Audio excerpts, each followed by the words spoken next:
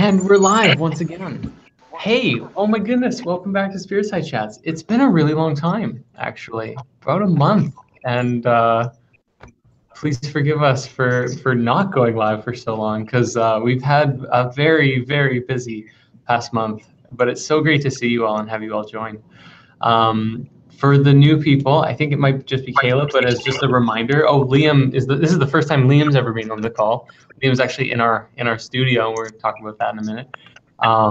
But just to mute your microphone if you're not speaking, and then you can unmute, when you got something to say, and then that allows for just a silence when we're talking, no background feedback and stuff like that.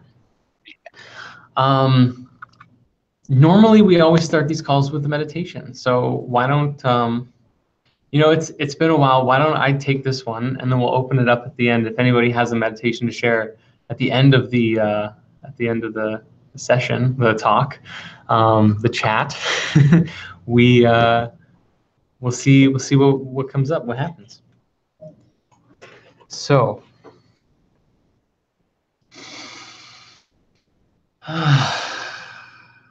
Yeah, take a deep breath and let out a nice sigh. And relax your body as you do. You can close your eyes if you like, or keep them open if you prefer. But just really tap into your breath.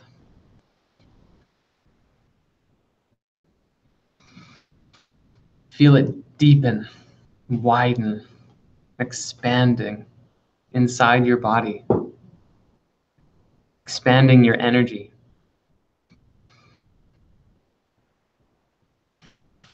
And centering yourself as you go.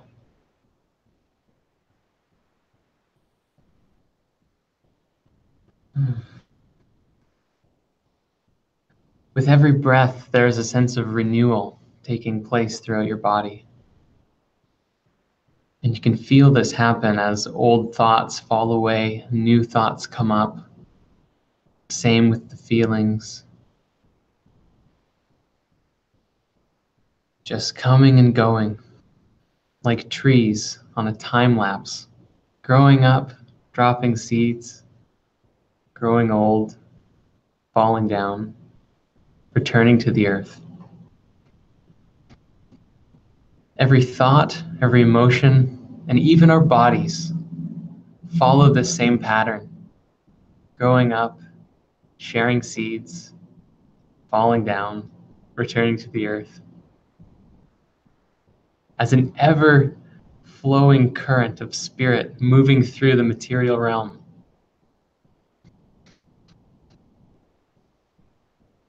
And we do this every moment with our breath.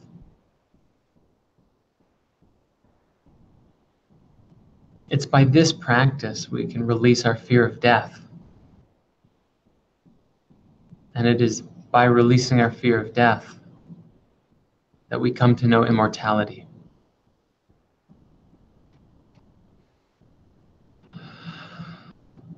Because when we cannot die, cannot truly die, we experience our eternal self, the part of us that keeps moving through the material, what the thoughts ride on.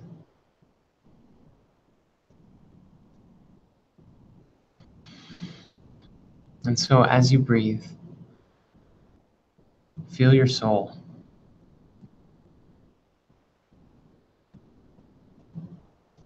The author of your story, beyond all of that which exists in this dimension. And ask yourself, what story am I writing today?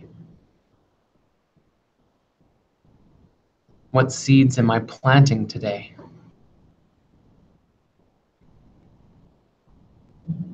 How is the quality of my love that I am giving today?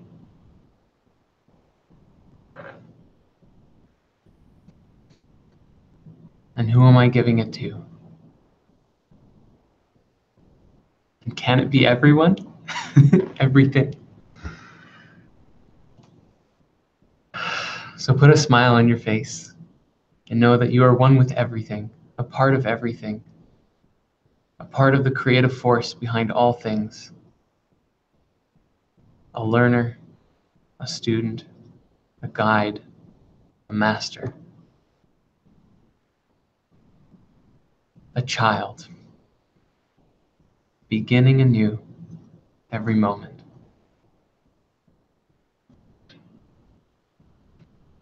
With that, take another deep breath.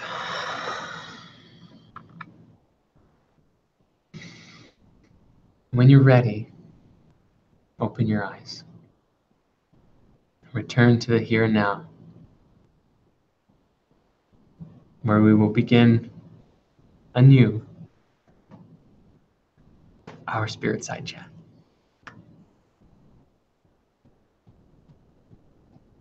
Thank you all so much for meditating with me.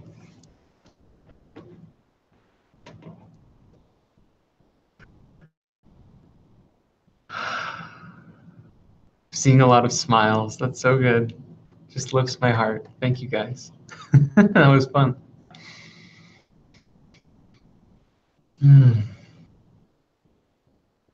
So the call today, the topic or the theme that we have set out is the transformation of the soul.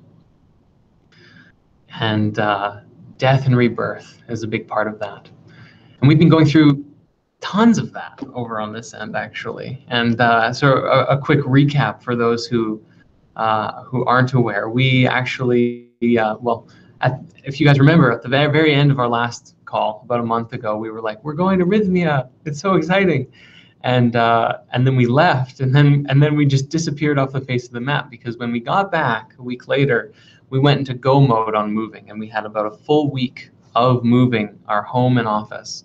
And we actually moved into an actual Spirit studio. And for the first time ever, Spirit Studios is grounded in an actual physical location.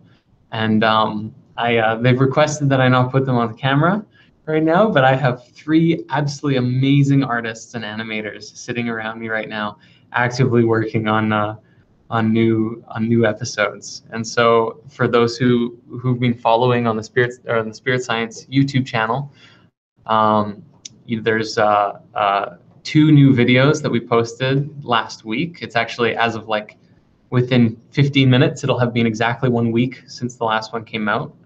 And we have another one coming out today, which is really exciting. It's another Gaia video. And we've got sort of this really exciting motion of new things planned and new things kind of in the works. So it's really exciting. But when we moved, actually, we were out internet for about 2 weeks or so. So we were not actually able to adequately do the live chat. And we were just like, let's just hold off and do it when it's right. And so here we are. And it's so great to see you all again. So I don't want to be the only voice for this whole thing. So I want to take a moment now to just kind of open it up and say welcome. Like, I would love to hear from you guys about how you're all doing, what you're going through, or what comes to mind when you think the transformation of the soul. And we'll just see where this chat takes us. If it'd be all right with everybody, and take it from here. That's cool, everybody. Please, you have the floor. Where I'm at in my transformation process, it seems like I can actually see where I'm at along the way, and I can also see the rest of the way that I have to go. So, like, I'd like to take a sec to put into words the whole process that I see, at least for myself, that I'm going through. Where I'm at right now, I'm at a point where every day what I try to focus on is we talk about how the ego is the inner self, animal self, and there's the higher selves and all that. So what I've been literally trying to focus on is keeping those parts of myself separated, and trying to be that center part of me that's not like, when bad thoughts come my way, I try and see it as, okay, that's coming from my animal self, coming to me to to try and influence me. When, good thoughts come my way or I feel inspired, I say, okay, that's coming from my higher selves. That's coming to me, and like that's trying to improve me, make me better, trying to bring positivity to that which I'm going through. And my transformation process seems to be that eventually I won't have that animal self. Through this separation process, I can identify it. I can identify its sources, what triggers it, where it comes from, and slowly begin to pick it away, slowly begin to unravel it, take all the density that we talk about out of it. And from there, move to the point where mainly I'm only in communion with my higher self, mainly in communion with my inspiration, with my love for the world, and with my ability to see things from a global perspective instead of trying to see things from my own perspective and doing things that cause my own misery. So, yeah, for me, it seems like the process is going, for the most part, pretty well. I'm at a point of separation right now, like I said, or, I can tell the difference. I can see the difference. I can see where things are coming from. And for the most part, yeah, I'm just having a really good time being where I'm at right now, because being able to take these negative thoughts literally in stride and just work through them, it's amazing. Like, I'm having nowhere near the negative days I used to.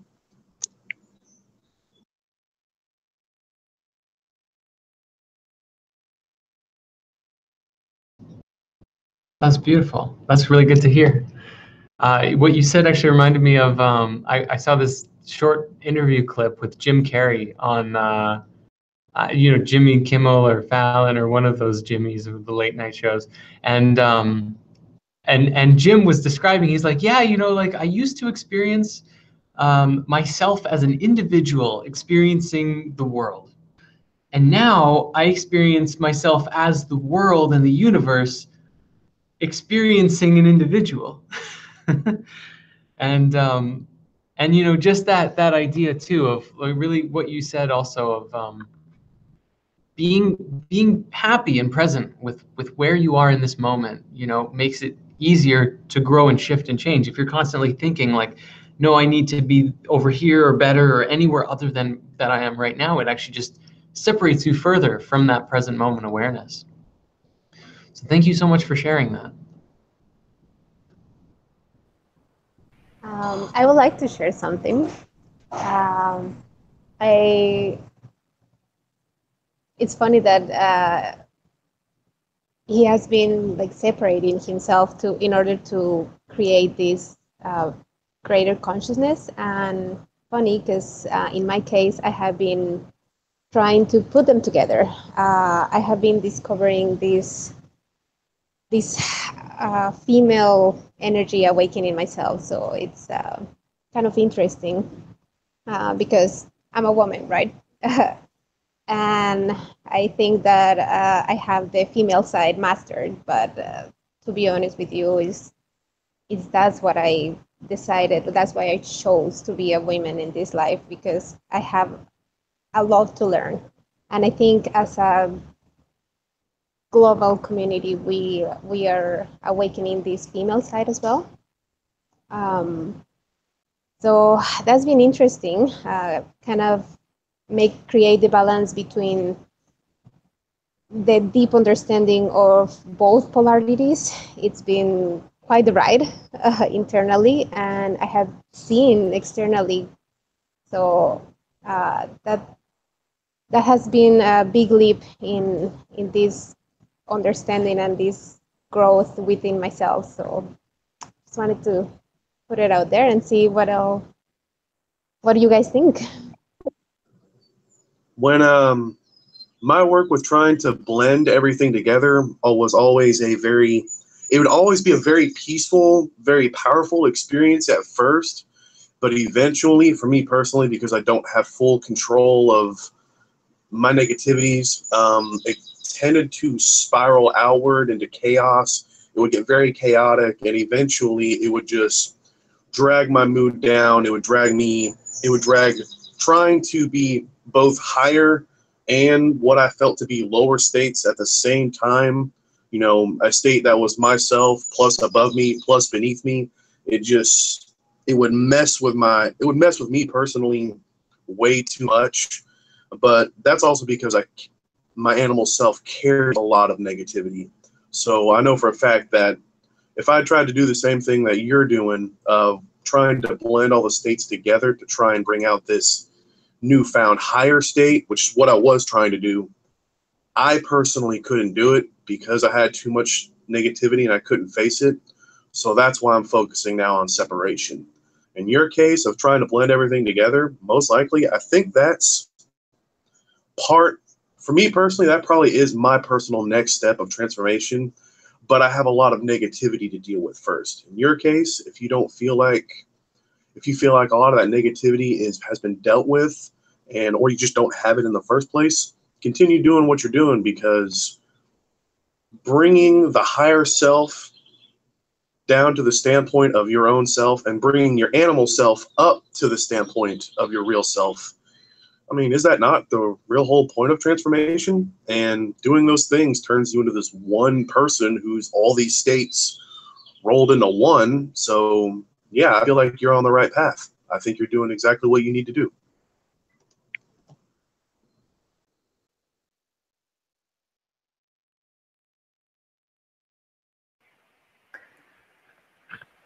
Hello all. One of the things I love about these conversations is that everybody has a deeply integrative, personalized experience of what oneness is, of what separation is, of what evolution is, and of what it looks like to go through the ascension of the spirit. There's the ascension of a block in my room. It's a lovely flower of life mandala. How's that for something to be presented in the middle of this? Actually, maybe this was being presented for a reason. You know, this right here is the map that, you know, we're all sort of utilizing right now, especially those of us in the sort of engineering of the wizard in the world of all of us. But you know, it's interesting to talk about separation. It's interesting to talk about integration. I think, you know, to honor your experience, Priscilla, you know, the feminine is very powerful because she's capable of allowing the space for whatever arises to simply be part of the experience in and of itself. And as that occurs, if we allow the sacred masculine to hold structure for that in very specific ways, very much like what we just saw, you know, in a very big way, even though that's a circle, it's a division point. It's a division of space and time and consciousness, and those states of division are really just what I'm trying to get to here is the Ken Wilber approach of being able to go through the ascension process of consciousness, but do so in a way that has integration of each whole part. Each thing is not necessarily a part that is isolated, that needs to be separated, that needs to be encouraged into its own atmosphere for its own right. What it is that each thing in and of itself is a whole part of any other thing. And so if we can start to associate ourselves in such a way as to recognize the sacredness of every single thing, Devin, maybe, you talking about the separation of all these different experiences is quite fascinating to me, because, and Priscilla talking about, you know, bringing them all together, it's literally the dichotomy that we're trying to allow to flow through. I look at the masculine as that straight line, that even less than a straight line, in the very least, just a structural perspective, where that feminine, that flow is allowed to sort of resonate throughout it, and use that as a standing point. And so as we step into the higher and higher frequencies, or states, if you will, or recognitions of space within our conscious reality, as we start to do that, and we see that each old piece of ourself is still a piece of ourself in and of the sacredness of that specific thing. So the shadows that we deal with, for instance, those are things not to be pushed away, but to be integrated into our being. They have something to say. They have something to share with us. The light shadows that many of us had. In fact, in Jordan's meditation, he says, could we love everything? And there was a little giggle there. that's a light shadow. That's his sacred light wanting to come through and share bounteous love with the entire universe. So how do we integrate these states and stages of our desire, of our consciousness? Personally, for me, speaking through my own soul's evolution, it's always about more and more sensitivity to the different phases of our life, more and more sensitivity to the things that we are observing in ourselves and in the world, and doing and using that observation to be more integrative, to be able to bring more of the structures that hold everything together in alignment, so that it's more, well, geometrically stabilized. Hopefully I'm not breaking up too much. I may have kind of crappy connection here, so I'm away. Okay. So that's more in alignment with something like this. And then being able to allow the flow of that sacred feminine to just fill that out with experience, with feeling, with that bounteous expressive nature of the intuitive body, so that we don't language is very challenging for me in this day and age, because I have so much downloading happening on a regular basis, that to be able to frame that in a concise and fluid communication that another person can miraculously understand and pick up from their perspective, to me, that's one of the biggest challenges. And language is a very kind of masculine approach, I think, and to be able to master that language faculty is one of the arts that I work with on a regular basis, to try to frame these experiences that I could only, in a word, say are miraculous, or out of this world, or enlightening, or what have you. To be able to put those back to a framework that can be easily communicated to somebody else, so that they can possibly, hopefully, and excitably have their own personal epiphany in that moment through those words. I think that's the trick of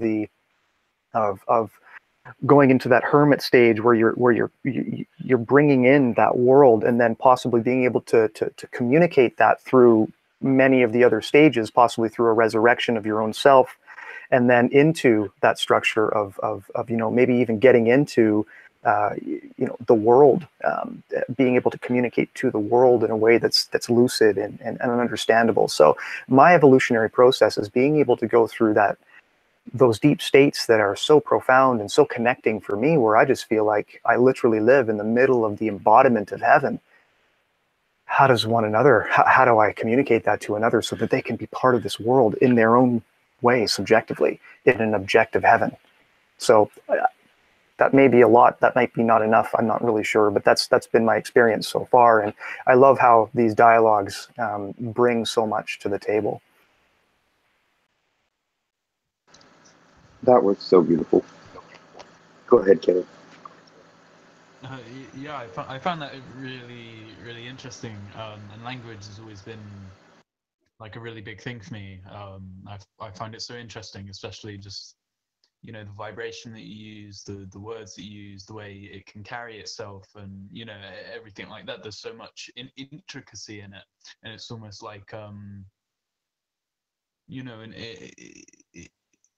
in a way it's yeah. Sorry. I've lost it. But yeah, what you were saying, sorry, it really did resonate with me, because that's something that I've been wondering how to, when you connect with those higher frequencies, and you have those experiences, which I've had a few of, is how do you formulate that? How do you express that? How do you show that to everyone, and that flower of life thing? I've had a few experiences where it's been like I can see it around myself, and I can see it around the people that I'm around, and it really is that like beautiful, miraculous connection. And I guess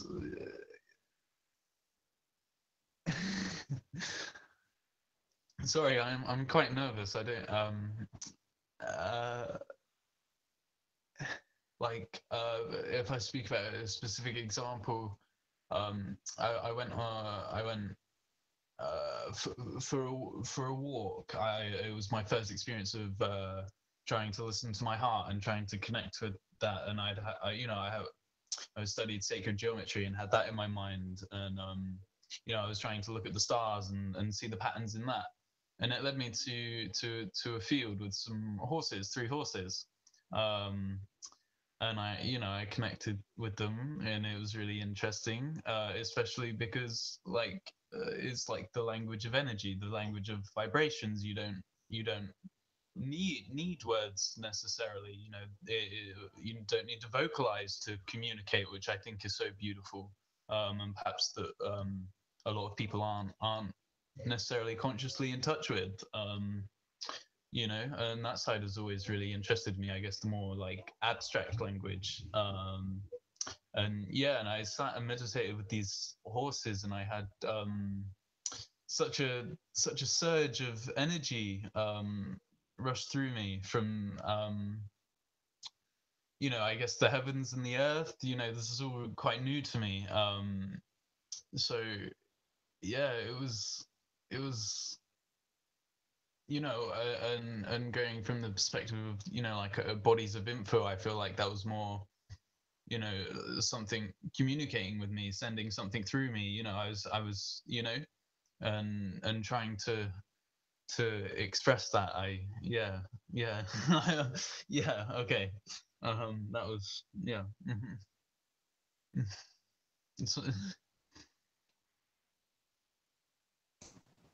Thank you so I would much. like to.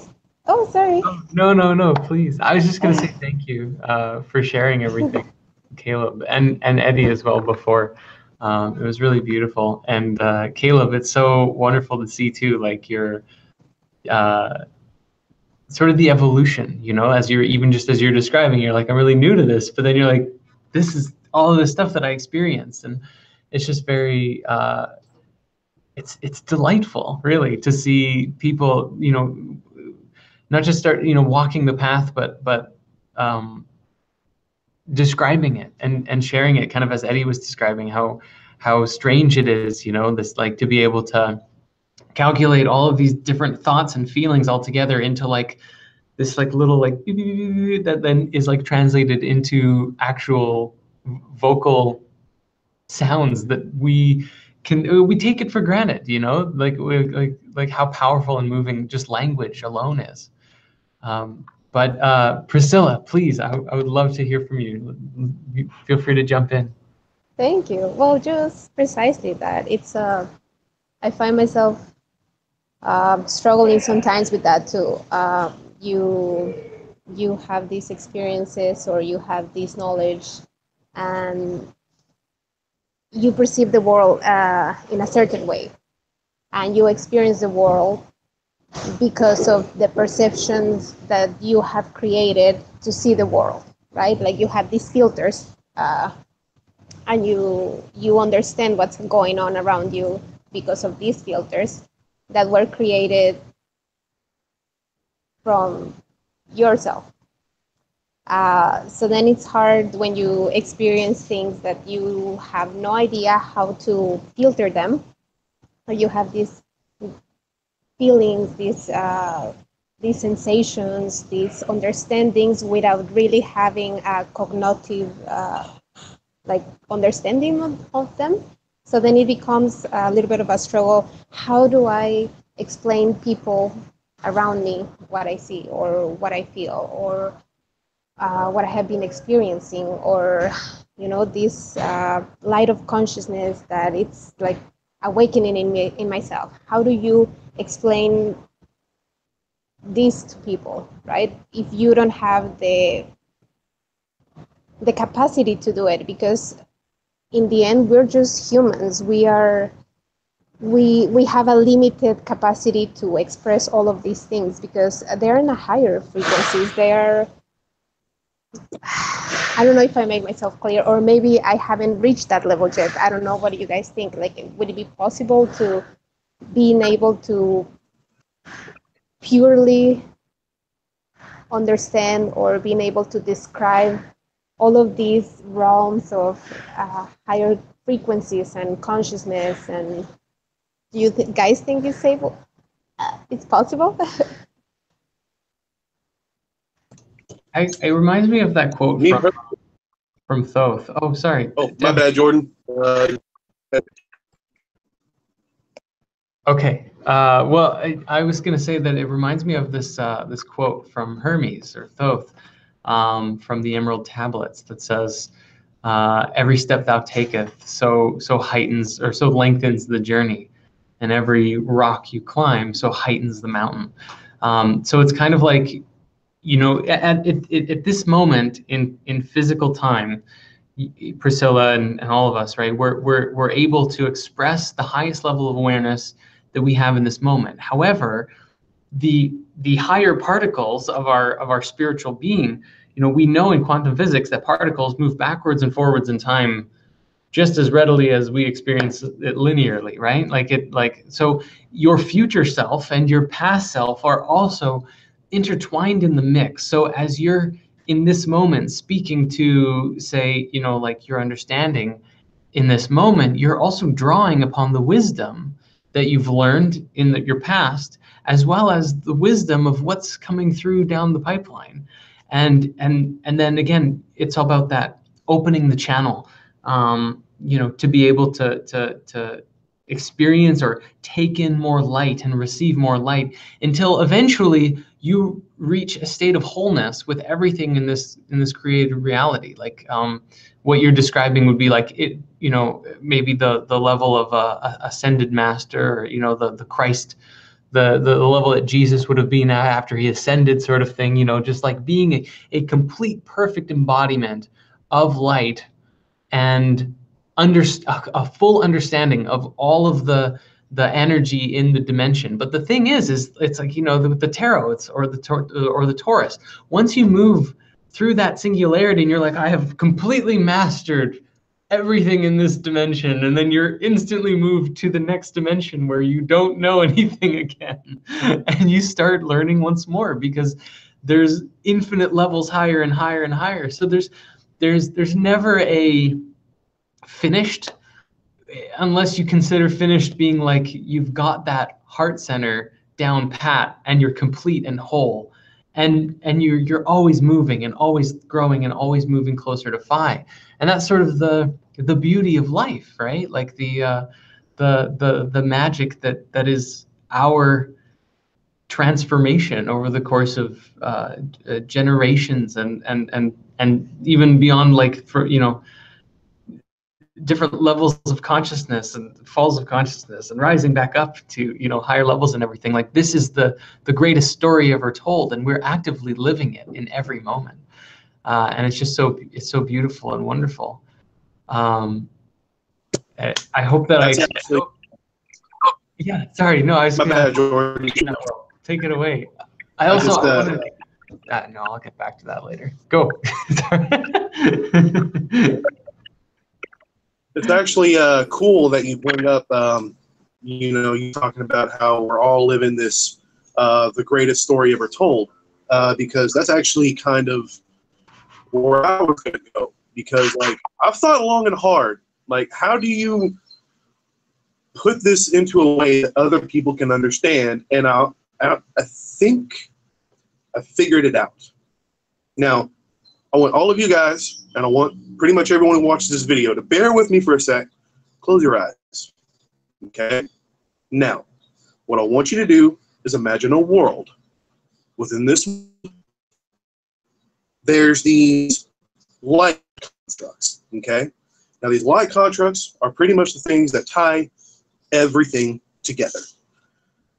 Within this world in particular, this planet, there's a few of them wrapped around this one. All kinds of different colors. Doesn't really matter. Now, within this world, I want you to put people. Only these people are also constructed of light.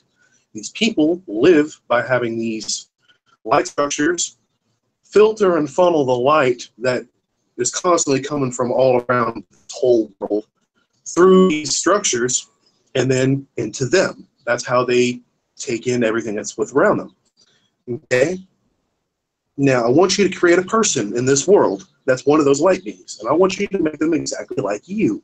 pretty much they are you. I want you to make them as close to you as you can possibly make them. Make sure to add in all the negatives. Whenever you add in the negatives, I want you to see them as density, like the light condensing and bending around itself. Now I want you to put your actual self into this world, standing in front of that person. I want you to reach out and shake their hands. And then what I want you to imagine the next is that this entire world that you're seeing in your head is real. I want you to imagine this is your real world. And I want you to keep that in your mind as much as you possibly can. The more you keep that in your mind, the more your actual imagination begins to link with these higher states, because those structures you're seeing in your head most likely are those things that are actual real to you in your own mind. They're part of your higher world. That's why that story came out the way it did. I didn't describe light structures. They're meant for you to see the way you're supposed to see them, because they're yours. They're the way you see the world, how your lights, they're your light structures filtering your light around you into what you perceive. And then this is a layer, if you will. It's not, this is a layer that's on top of the real world around you, but by keeping it in your imagination, by keep imagining the story like this, I want you to meet that person. I want you to talk to that person. Whenever things come into you in your life, I want you to see it as that person telling you, hey, these things are going on. And I want you to perceive that person, understand them, read them, learn from them. Learn from this light world. See these things around you, because as I've been practicing this, I've been able to see colors now. I can see the way people are colored. I can feel negative situations coming my way before they come my way. And I can prepare myself emotionally and mentally for them, because this light world that apparently I'm a part of, I can see light coming my way from a long way away. Before it hits the filters, before it hits my real world, i.e., I can see it coming. Not in an actual image kind of way, but I can feel it coming. And I can tell when people are negative now just by looking at them. Because in this world, they're also in that world. And I can see their bodies. I can imagine their light bodies. And I see it the way it is. The number one thing I want you to always keep in mind is that everything in this light world that you are imagining, no matter what it is, it's the truth. It's the real truth. So don't try and mess with it. Because the first thing that pops into your head is usually correct in this world, especially when it applies to the real world. So don't mess with those things. Don't mess with it. Understand it, connect to it, learn from it. Because that's what it's there for. That's your own imagination. That's your own connection to these higher planes connected to you. And that's how they're communicating with you. I've heard before that God comes into most people's minds. He's a sudden thought. That's what it is. It's that first thought. It's inspiration. It's that thought of, hey, I could do this and it'd be amazing and awesome. And it's everything after that. That's your animal body that brings you down. Understand, though, that in this light world, those two things are separate. And they're not part of you. They're talking to you. They're not you. You're just the dude in this world. You're here to learn from all of it. This is just a light world for you to experience. Same thing as this real one. That's why you layer them on top of each other. You begin to see the world anew, begin to learn the world anew, and you become a new person that truly understands everything for the light and positivity that it is. Thank you.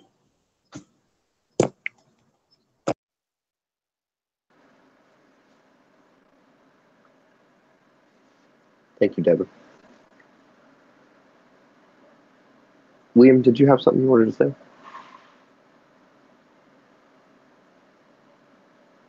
Okay. Well, if you wouldn't mind, I wouldn't mind sharing a little bit. And just kind of coming back to the idea of language and communication, and how we can bring about transformation of the soul in other people who may not understand us verbally or the words that we use, and that's okay, because really, ultimately, verbal words are still just concepts. It is still very masculine, as mentioned before. It doesn't convey maybe necessarily the emotion or the feeling of how this transformation is happening. And us all being our own sort of individual on our own journey, what I go through, what you go through, and what everybody else goes through might be very different, but it would still lead to the same place. And I found that the best teachers and the best spiritual proprietors, if you will, always have this same thing in common. Words aren't always the most important thing that they're teaching us. It's the presence, if you will, if you're familiar with Eckhart Tolle, it's the presence. Or if you're familiar with Abraham Hicks, it's being in the vortex. It's being in that state of being where you're fully present here and now, and you're bringing those higher vibrations down into this world. And by doing that, you can communicate a lot more than words can. You can literally start to rewrite people's mindsets and the way that they see the world just by being present with them. And I think the best example I have is that a friend of mine just went to a retreat, a silent retreat for a few days, and came back. And the way she was transformed, she didn't have to say anything. The moment I walked in the room, I could feel the difference. And then I could start to feel something more. I could start to feel my brain rewiring itself with all of these teachings that came out of that silence. And it was a very beautiful thing. And even though we didn't exchange that many words, the exchange was still there. The benefit of her going to that retreat rubbed off on me, and I could see it around all the people in the house. They were all more peaceful. They were all more calm. They were all more spiritually aware. It was a very, very beautiful thing to see.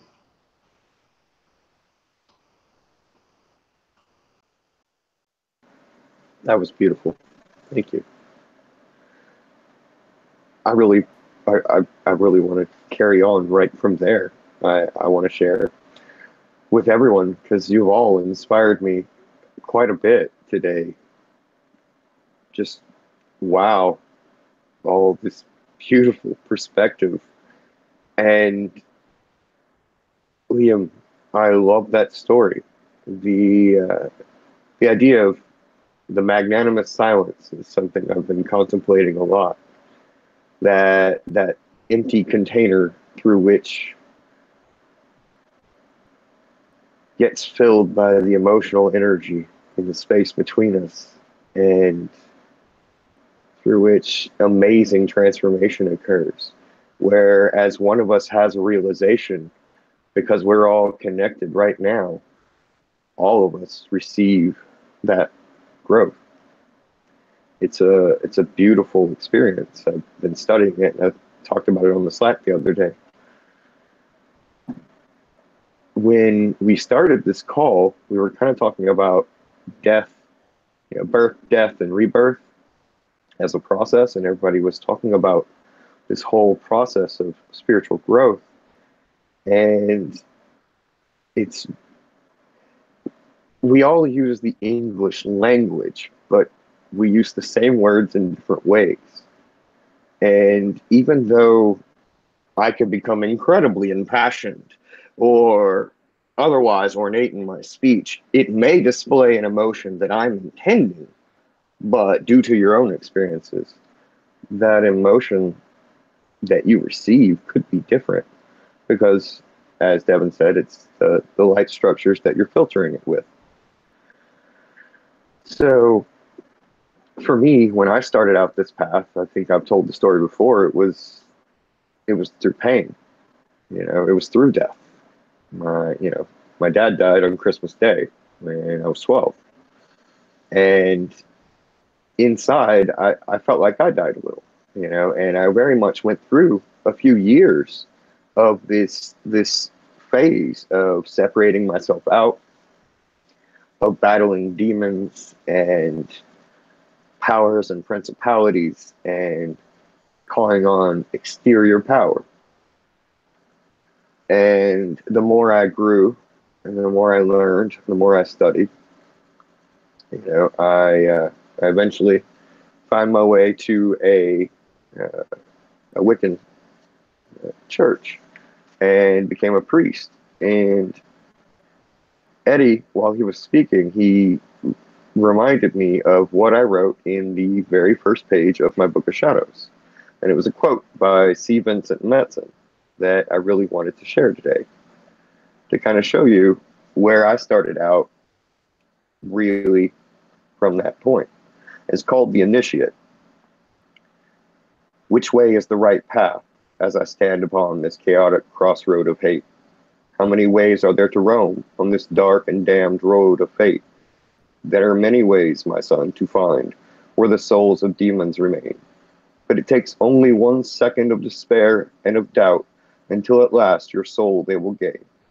Inherit these lands, these things, these dreams, they are yours, forever to adore.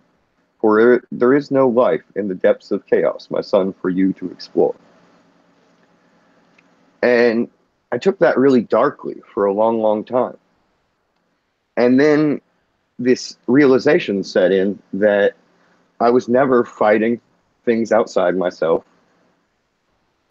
And all that I chose to see as chaos and despair and demons were really just projections of me fracturing myself out. And so very much like what Eddie and Priscilla were talking about integrating that fractured halves or those fractured pieces into a whole became a step. And I tried that for a long time. But ultimately, it came down to realizing that there's only ever right now, and there's only ever been me. And it's how I choose to define it. It's the story I choose to tell that creates that space, much like between you and me, between this idea right here and the idea of a higher self. And so if I tell the story that my higher self and I are one, then we are, and it can be no other way. And it flows through. But if I get scared, if I worry about this bill or if that person's going to like me or not, then I take all that energy and I shoot it right at that fear. I don't think that we're growing, like in the sense of an acorn becomes an oak tree to an extent. I think it's more like kind of what you were talking about, Jordan. It's all already there. There's no progression of time. There's only this experience of it, how we're choosing to tell the story. And so your future self is calling to you right now and inspiring the words through you and inspiring actions through you. And not only that, no, but any future. From here, every impact, every person you're ever going to interact with is all calling on you to remember that there is no separation. It's all just a story. We play our part, we smile, we laugh, we dance, and we share because it's fun.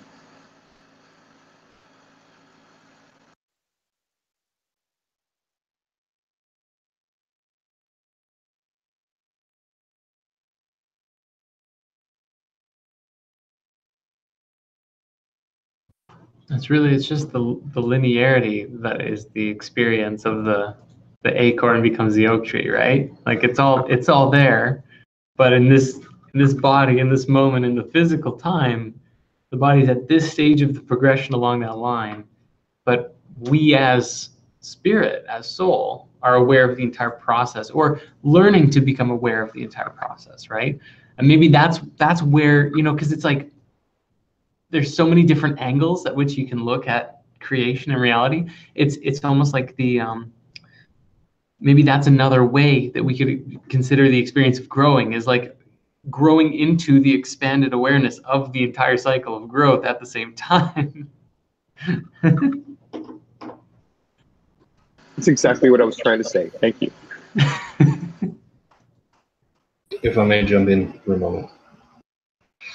Going back to the analogy of the oak tree in that seed, everything within it to become that tree is already within that seed. From the moment it is created, it has everything that it needs to reach its highest potential. And I think we all have that within us as well. And the biggest thing that holds us back from progressing is that doubt, that fear of, where do I go next? Can I do this? Am I going to get trapped in something? Do I have everything that I need to succeed? Or do I have to believe in some external thing, whether that's a person, a teaching, a place, a lifestyle, any concept really? And we believe we need that, and that holds us back. That holds us back from actually achieving transformation, because transformation only really happen in this moment. You can't assign, oh, I'll be enlightened in 20 years, I'll be enlightened in 30 years, whatever it may be. It has to happen here and now, or it doesn't happen at all. You have to really realize that everything that you need is within you. Yes, there's an external journey, but that'll come as it's needed. It's still within you. It's still, everything you need is still here within you now. I'd love to get all of your perspective on this thing that just kind of came into my mind Liam, while you were sharing that, which is it's interesting. I'm joining 2 points together in my consciousness. One is the parable of the sower and the seed from the Bible, which is it's like pretty much as if God's spreading seeds of consciousness all over the place, right? But the seeds that land on the rocks maybe don't get as much soil, and then they can't grow. And other seeds get eaten by birds, and other seeds, all these, some of them just sort of get crushed under people's feet or whatever, or whatever happens to them. And then the ones that land in the good soil, grow. But then I'm linking that in my mind to this card actually that I read the other day from Osho's Zen Tarot, which is absolutely one of my favorite tarot decks. But the card, I think, was called like generosity or sharing or something in that nature, and it had this this kind of magical goddess sort of like giving of herself, and just like casting seeds openly everywhere and giving, just flourishing pretty much, like kind of like a flower that you're like those little dandelions that just kind of explodes out, and like all of its little seeds just go everywhere to the wind, right? And who knows where they land. When I read the description of the card, it was having this of like living in that state of just so much abundance, like describing like living with so much generosity and love that you just give it to everybody. And some of them aren't going to stick and some of them are, and it doesn't really matter. The point is just like give it, and give it openly, give it everywhere. The ones that'll grow are going to grow perfectly, And now my question is really like for the ones that don't grow, for you look at different places and people and kind of events and stuff that's happening in the world. There's a great polarity between different environments and situations and things that people are in are going through, and everything like that, and varying levels of suffering and all of this stuff. And I'm curious, like how that, for the analogy of like what Liam, what you said, everybody has everything fully inside of them. This is fully true. What's the aspect there of like the correlation then between the internal and the external and the seeds that are growing and are not growing, and like I guess the choice, like if it's all there. I'd love to chime in on this. Yes, take it away, Eddie. I'd love to chime in on this. So, okay, so when it comes, you're done. Perfect. When it comes to, I'd like to start perhaps with some science.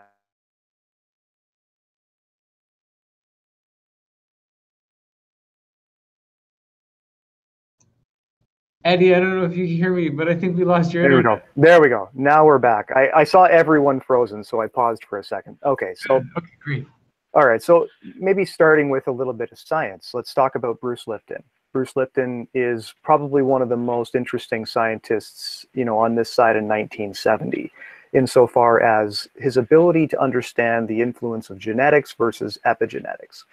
The epigenetic, and he basically what happened was he was taking stem cells and placing them in different ecosystems, different epigenetic environments, and he would notice that depending on the medium, the same stem cell from exactly the same place would develop into a different structure. And it shouldn't have been any different. If the seed that's within us is the only participant party in how something evolves, then all of those stem cells would have evolved regardless of the ecosystem into exactly the same cellular structure, but it didn't. It depended entirely upon the medium. So when it comes down to the seed that's within, yes, the seed that is an acorn has all of the influence, so to speak, to be able to become a seedling, not an acorn tree, not an oak. The oak tree only comes about if the ecosystemic structure is sound to be able to incorporate all of the ecosystemic aspects. And this is countless layers of information, from the mycorrhizal layer in the soils, which is fungal layers, which is the humus layer of the density, all the microbial structures, the animalia around, the air, the water structures, the ecosystemic system that's around that seed is the only thing that creates an oak tree. And that's the difference between the analogy that I hear quite frequently, and Liam to just sort of expound on that. Yes, we all have that seed structure within us, but to your point, Jordan, why does one person, this one seed and another seed over there, why do they develop across often exceptionally different levels of maturation, levels of evolution? And it's because of what they surround themselves with. It's the medium within which they are living. And so when we have all these different petri dishes around the world called what? Cultures, culture dishes, full of information, full of different types of food, full of different types of forestry and ways of doing things, education systems, propaganda is a word that I use, but it's not necessarily the right word. It's more like entrainment, mental entrainment to ideas.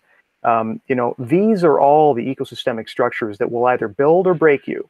And that's why, to go right back to language, and the reason why I wanted to bring up language in this dialogue about the evolution of the soul, or the transcendence of the soul, or all these types of things, just that term itself is it's not grounded in the ecosystem. It's grounded in the seed. The ecosystem itself has to be capable of being able to encourage, for the very first grounded levels, you have to be able to have a physical body that functions correctly. Then let's get the mind functioning properly, because when the body functions properly, and we know this now scientifically, if the gut's not healthy, the hormones don't work right. If the hormones don't work right, the emotions don't work right. The emotions don't work right, you're not going to have stable thinking processes.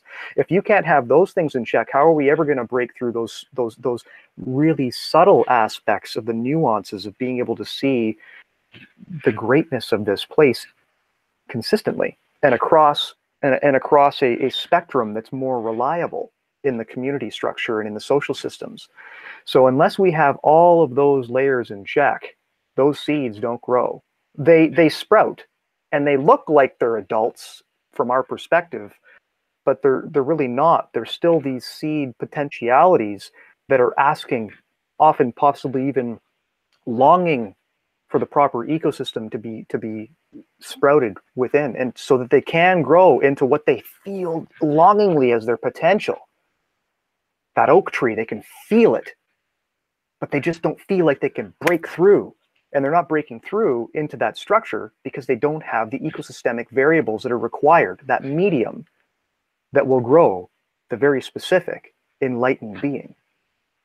So that's the difference between those systems. And that's the only thing. It's the chicken and the egg, not or. It's both. It's requiring both systems, because without both, you don't get the other, at least not in the way that we're trying to expound on in this particular context. So that's the core of it all. And that's why one of the messages that I talk about is the very first. So I like to talk about providence. And the reason why is that providence is this, it's kind of like the environment within which all environments exist. And so it's the environment that the environment lives in. And if we understand environments and we understand language, then we understand that the very first principle of getting in alignment with providence is our paradigm. Paradigm is the language, the stories that we tell. And if the stories that we're telling ourselves are anti-physical body, anti-mental body, anti-emotional body, like, you know, I hear a lot in some of the older traditions, you know, you have to shed the physical, shed the mental, shed the emotional, shed all these things so that you can become your pure self. Well, that's only a partial truth. It's actually a very slender truth if it's even able to be called a truth at all, because without those other systems, our larger contextual spherical integrated system of self cannot unfold the way it's meant to. So we need to, within the tree of life even, I mean, Jordan is probably one of the most expert on this call anyway within that field of information, but, you know, going from Keter all the way down to the bottom, can't remember the name, you know, being able to go through that entire system, that's an integrated set of spheres. Those aren't different. Those they're not separate, so to speak. They're integrated into one whole system, kind of like the spheres of an onion in a way. And so you can't empty the onion and still have an onion. Now you've just got something to eat. You know, you don't really have, you don't have the whole onion. You just have this shell, right? So that's the same thing when it comes down to the integration and the escalation of living through the structures of life. We need to have all systems in check and working at their best. And so the reason why I talk about paradigm, and it's so important to get the paradigm in check, is because now we can understand that we're physical beings. What do physical beings need? Physical beings need to live in an ecosystem that is sound. It needs fresh water, fresh light. It needs an entire forest full of information to be able to properly be integrated into this human form, or any other form. You know, if we're going to talk about intergalactic form, I mean, there will be any physical density form will have a very specific and purposeful and perfect ecosystem that it can exist within. A rose exists within a very specific structure, and by any other name still smells as sweet, right? So as you know, we speak, you know, like, and same with an oak tree or a human or someone from the Pleiades. I don't care, whatever it is, you know, wherever you're from and whatever you're doing, whatever your physical structure is, you will have a very unique ecosystem within which you'll be able to truly evolve into your grandeur self, your adult self, your mature self, the one that can actually create seeds to grow more forest. As any oak, as any acorn has, it literally has the potential to seed the entire planet, but only if it has an ecosystem that can accommodate for that. So that may be long-winded, but it's nonetheless the hierarchical channel of what's required to go from seed to seal, so to speak. Dude, you are so awesome. Like, actually, oh my God, the amount of information that you just assimilated into that, like, what was it, 5 minutes, 10 minutes, whatever it was so profound and detailed. Like, there's so much we can do with that information, and it applies at so many levels. Like, that's how we change the world. Like, when people, you know, write in and everything, and they're like, hey, I'm on the spiritual path, I want to learn and grow, but everybody around me, you know, thinks that, you know, anything besides Jesus is like Satan or something, you know, or it's like just not the right environment when they express that. It's like, if you really want to grow, you have to change your environment. And then as we have these pockets of like environments and they grow, you know, then those will start to influence the other larger environments on a bigger scale. But we have to really have like focused, healthy, healing environments all over the planet to start radiating and concentrating the energy for health. That's how we actually like transform the entire planet. And yeah, that was just one of a bunch of revelations. But and so thank you so much. That was so beautiful. I believe Devin said he wanted to share something after you went. So Devin, you have the floor. So, put it simply, a lot of what Eddie just said actually kind of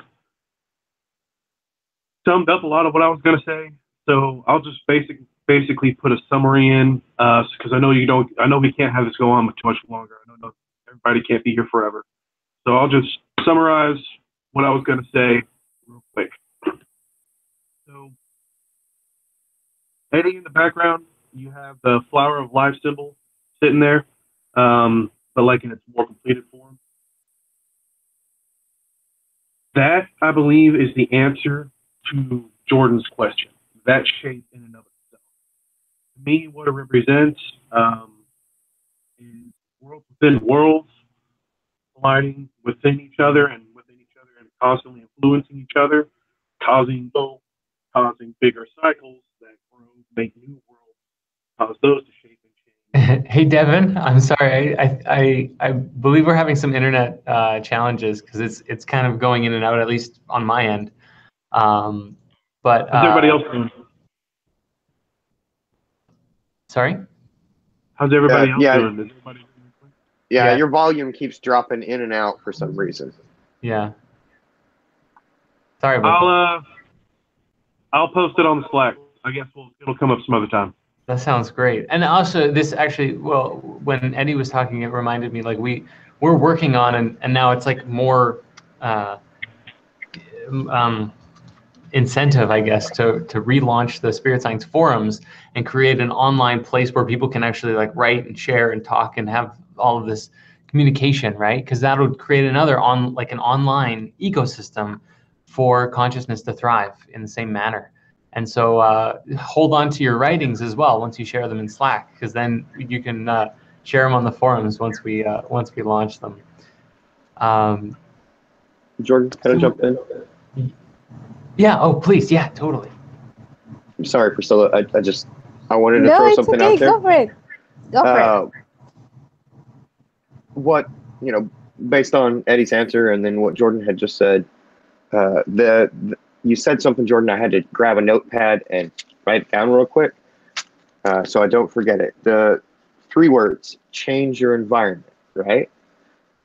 A lot of times when you hear that phrase, we're going to think to take a real literal stance.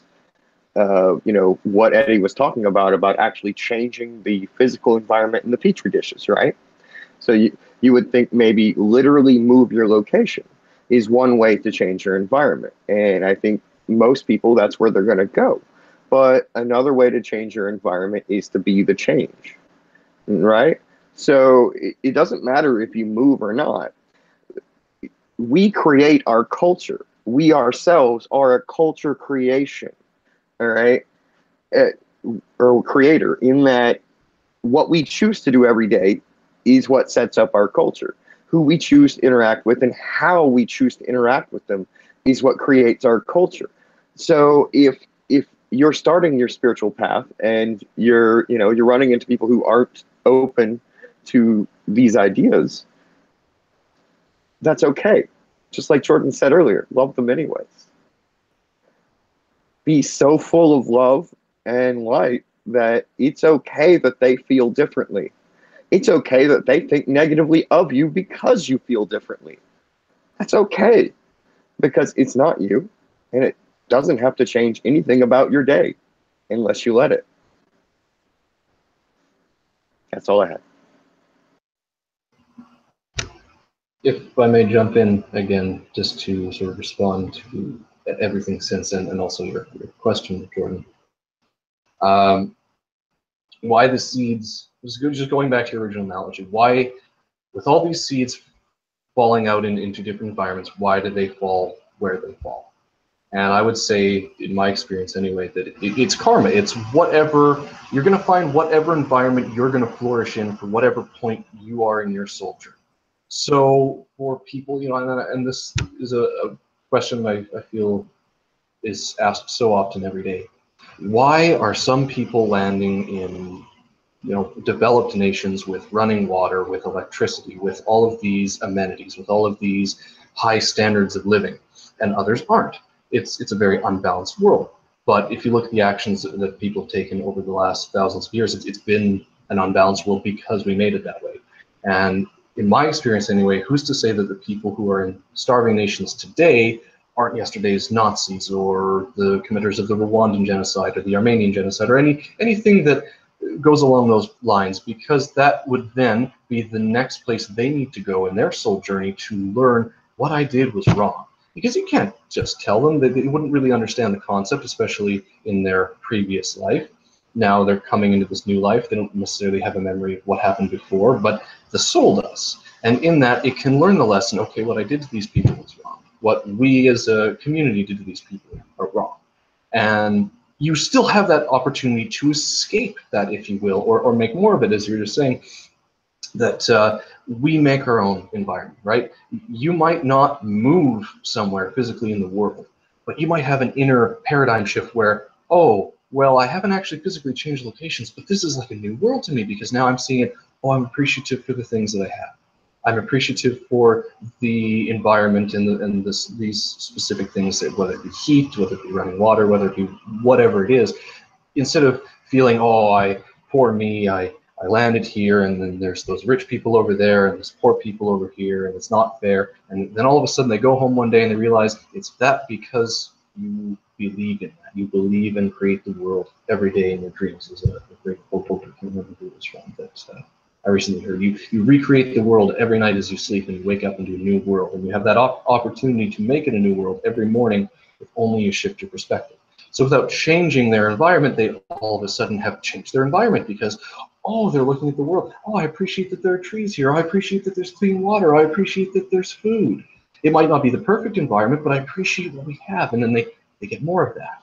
And then as they evolve, they may manifest themselves somewhere else. They may manifest a way out. Or they may manifest that they become a new political leader and change their country or change their nation or become an engineer and invent some kind of water cleaning machine or whatever is needed for that environment that they grew up in. So I just wanted to touch on that before we went any further. Thank you. Yeah, I think it's really interesting you say that, actually, because that's something I've been trying to practice, because I have, you know, the environment that I'm in, I feel is, you know, I do more so have the perception now that, you know, I'm creating my own reality, and I need to be aware of that. And you know, it's the changes within myself that I make that then has a direct impact on what's around me, and I can see that completely. And I've seen it as I'm practicing doing these things. The people around me are changing. The way that it feels, the way that it connects.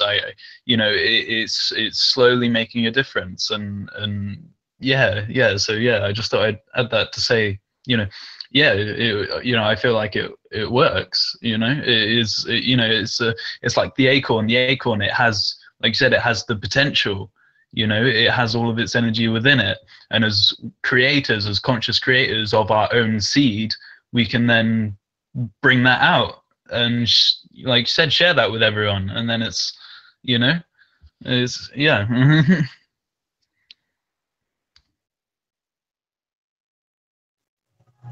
Hi, again. So I just wanted to say, Eddie, what you said was amazingly beautiful. Like you have that facility to speak yourself. So thank you for all the words. It was amazing.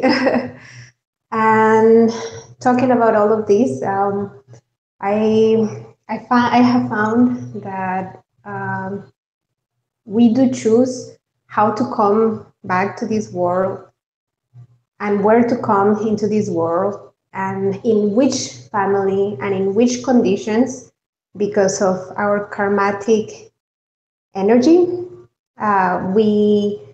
Life is so perfect that we decided we pull what we need in order to keep growing. So then we pull these circumstances. So they might be rough. Sometimes we grow up in places or in situations that might not be ideal to flourish, but that doesn't mean that we cannot do it at all. If anything, all of that is happening around us, it's in order for us to understand a deeper within ourselves. And doing that, you're going to be able to flourish, and you're going to be able to change your environment or move on to a different environment where you can actually keep flourishing even more. That's it.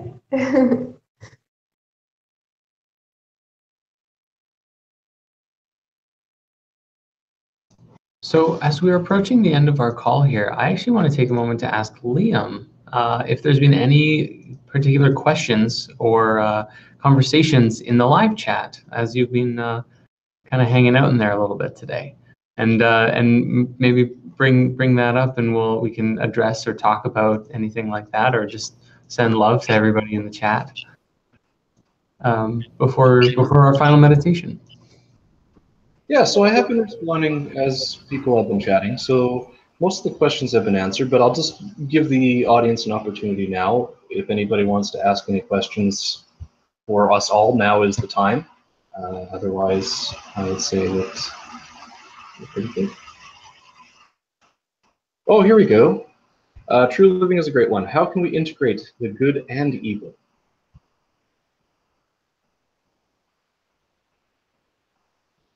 Anyone want to open up with that? Otherwise, I can.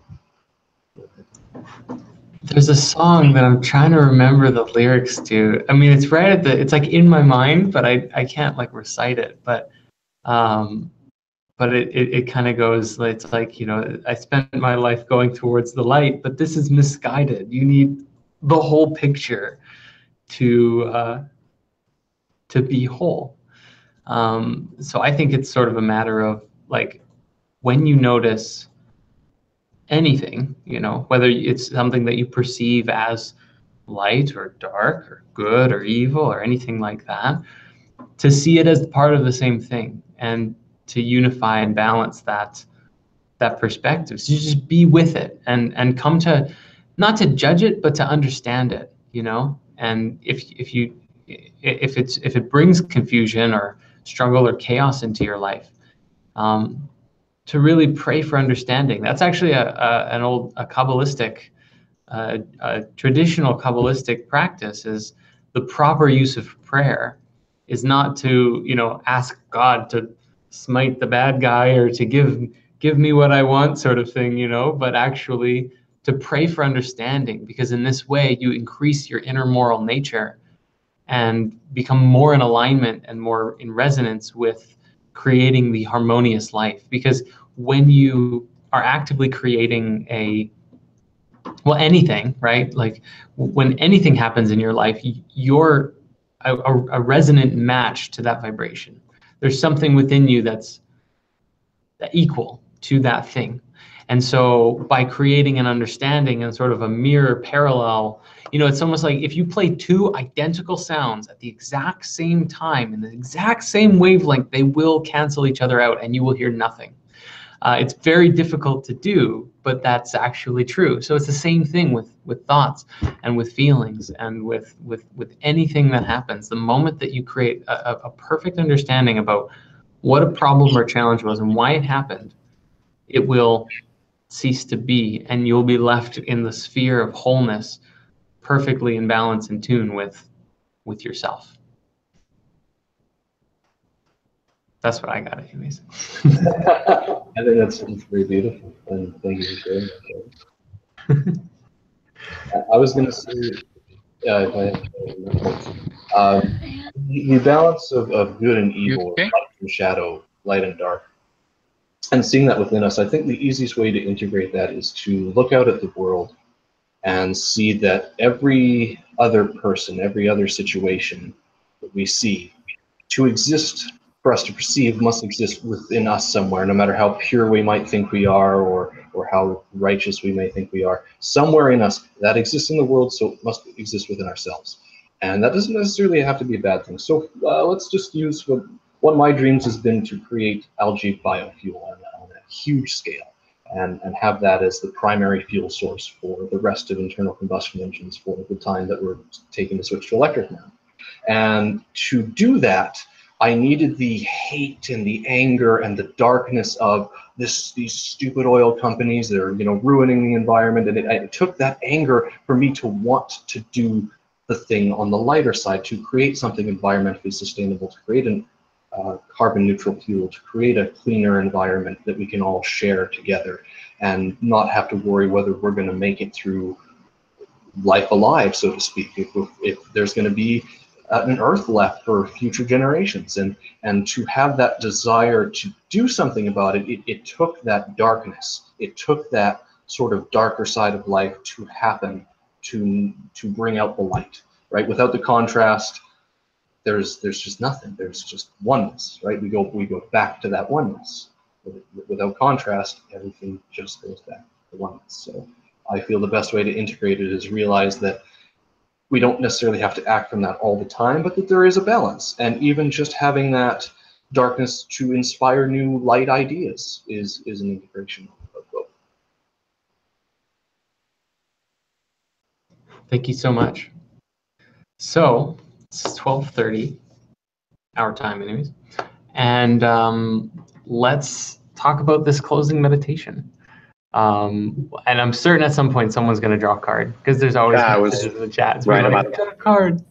So this can come before or after, but since he's got it, let's do that first. And if anybody has a meditation that they want to share, Eddie, it's all you, brother. That's great. I'm thrilled to hear it. I don't have a deck with me right now, so we're going to go with, hey, that's good. That's Resurrection. I pulled that card twice in 2 days. I think I got it the other day too, actually. Actually, I got that on our app, because we're working on a beta. We were beta testing a patch. Oh, I'm so happy that you said the app. I was going to say that card came up in both a Celtic cross as well as a single card for me. Awesome. Yeah. Oh, well, I think, if the topic too is like the transformation of the soul and death, that card is such a good one to have, because it is like the reward. It's like when you actually let go of your fear of death, you let go of your attachments, let go of, all of these things, and actually die, have the death experience, the ego death experience, or what have you. Resurrection is the result, which is the recombination and the repiecing together of all of the different aspects that broke down, and dissolved. It's almost like, if you had like a tree that grew up and it was time to die, and the tree fell over and like died and returned to the earth. The resurrection is like all of that the parts of it, like both returning and becoming one with the earth, and rising anew as like a new life, and thriving in this new evolved state. Devin also he got a Thoth card. Wow, I haven't seen that one in a while. Good card. That's in that one, it's satiety, right? So it's like it's just a space of thriving, a space of contentment, of happiness, of the top cup, like the crown, filling up all of the other centers. So it's like kind of the open mind, and allowing for the spiritual wisdom and guidance and energy from above to just move through you and fill you from the top down, understanding that everything is energy, and sustaining yourself on that energy. Yeah. So with that, Mr. Eddie, would you like to lead us in a meditation? I would love to, sure. So, we're collecting a lot of information, a lot has been shared, a lot of feeling has been expressed. We've received and we've given so much already in this call, so allow us to just feel the simplicity of that integration, and take a few deep breaths, and just allow the beauty of that wonderful presentation to sit with us. As we do, just feel the imagine actually a sort of mist luminescent around your entire body, caressing ever so gently the non-boundary that is the skin of your body. Just breathe that in, feel every pore of your body, gently breathing it in and breathing it out. Very gently touching that breath with your central core. As you feel it in and out, touching and feeling that central core, ignite your heart space full of this simple, luminescent, beautiful energy. Just sit with it for a moment as it fills this space full of that which creates universes, that which imbues universes with all of the love, intelligence, and beauty that is this place. And from here, allow yourself to open the vortex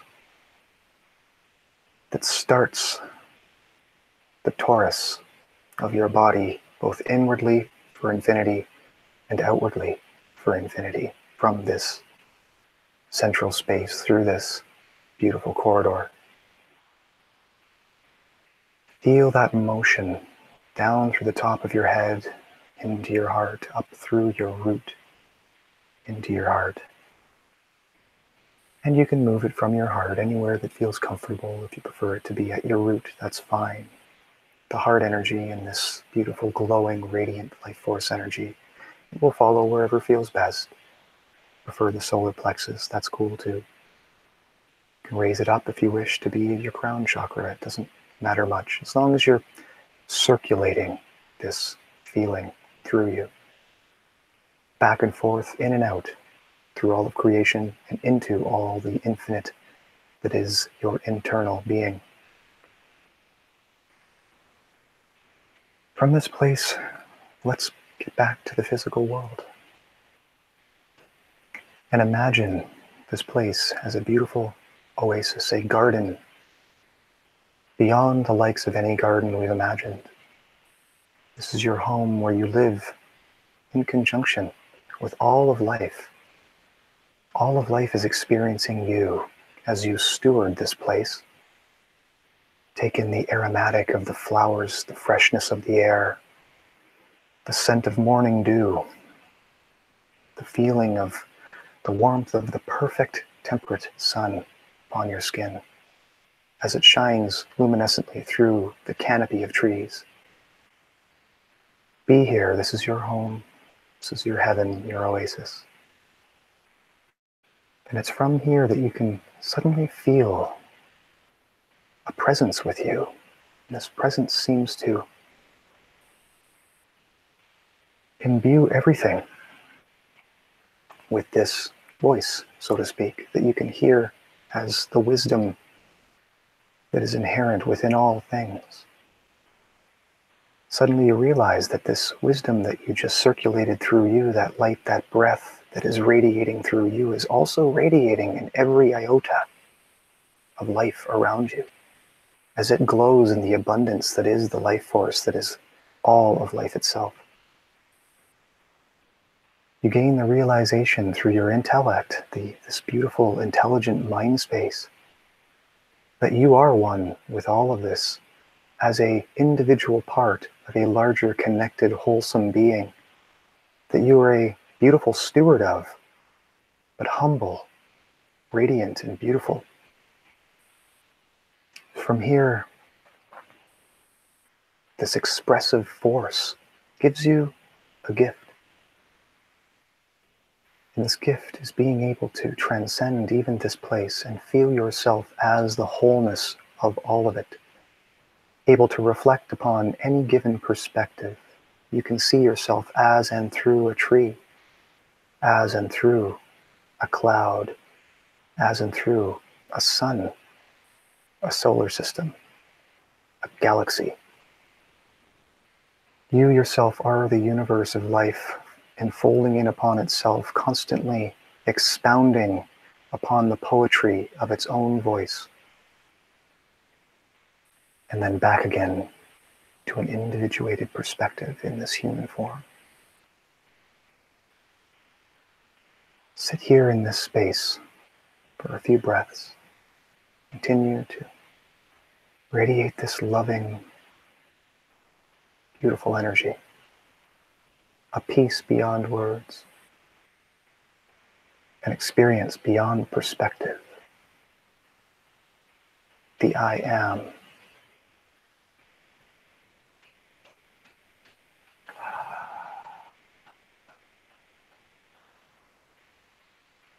Whenever you're ready, take a few of those luminescent breaths into the body once again. Feel your feet on the ground or whatever is touching the ground or the chair that you sit in. Feel the room around you.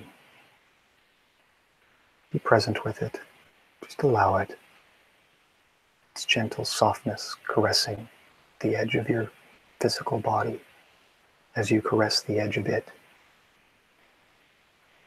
And when you're ready, in your heart, offer the subtlest, most gentle gratitude that you are this existence. Hold in this piece of gratitude a space of the seed of that vision that was just planted in the heart of your being, so it may grow under the right conditions, expand into the wondrous universal force that it is you, that you are. And when you're ready, you can open your eyes and come back to this room. Present yourself as the gift that you are, the present in this life.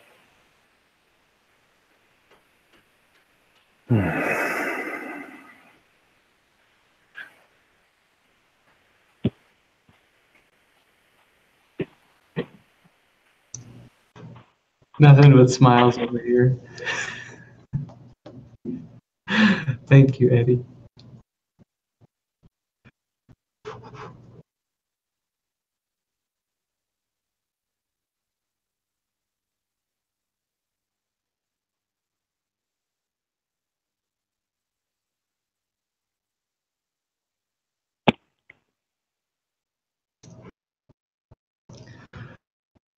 Well, thank you all so much for joining us on this SpiritSide chat.